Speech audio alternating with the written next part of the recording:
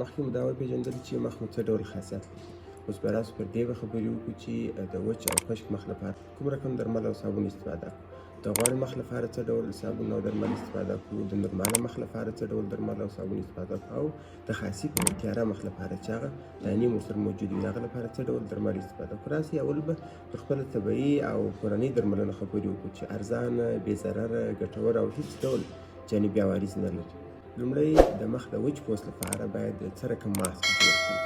د وچ مخ لپاره مستې او عسل سره ګډ کړئ او پر مخ او غاړه یې وموښئ.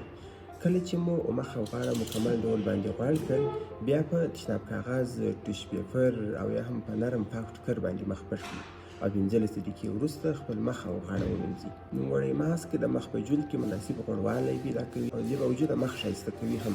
دغه ماسک هفته کې یو وار استعمال کړئ. خو یوه خبره هم باید په یاد وي چې دغه ماسک د غوړ مخ لپاره تاواني دی. د خاصیت مخ لپاره باید څه رقم درمل استفاده کړئ ترڅو مخ مو تازه او روښانه واوسیږي. زیاتره وختونه د مخ د خاصیتوالي سره پر مخ باندې داغونه هم موجود وي. څه باید وکړئ؟ د مخ د تازګي او داغونو د ختمولو لپاره شیدې او د لیمو اوبه سره ګډې کړئ او پر مخ یې وموښئ. د جوړولو طریقه یې په داسې شکل سره ده: یوه کاچوغه لږ ګرمې شیدې راواخلئ او بیا یو څو څاڅکي د لیمو اوبه ور واچوئ او پر مخ یې وموښئ. کله چې مو مخ ټول ورباندې غوړ کړئ، د 20 دقیقو لپاره یې پرېږدئ.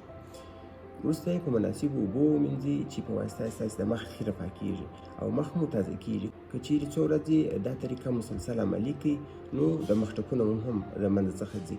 دریم، د غوړ مخ لپاره درملنه باید څنګه وکړو؟ مطلب یو کس ته وایي چې مخ خوړزګي لري، مخ زیات ومینځئ. د مخ لپاره نرم فیس واش استفاده کړئ. د هغه کریمونو څخه استفاده مه کوئ چې غوړ لري. مرچک او نور ترخه شیان مه استفاده کوئ.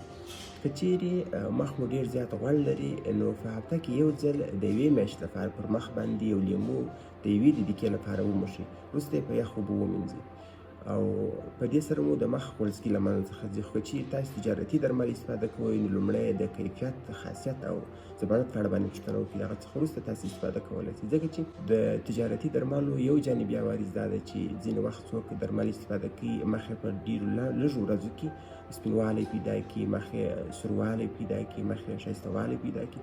خو د وخت په تېرېدلو سره یې په مخ باندې دانې را پیدا کېږي، پر مخ باندې ویښتان زیاتېږي او د مخ پوست نرم کېږي چې بیا په ژر پرې کېدلو، د رګو ښکاره کېدلو او نور مشکلاتو ته مساعد کېږي. بیا مننه کوم چې زموږ طبي سپارښتنې تعقیبوئ. نظر مو راسره شریک کړئ او زموږ طبي سپارښتنې له خپلو دوستانو سره شریکې کړئ.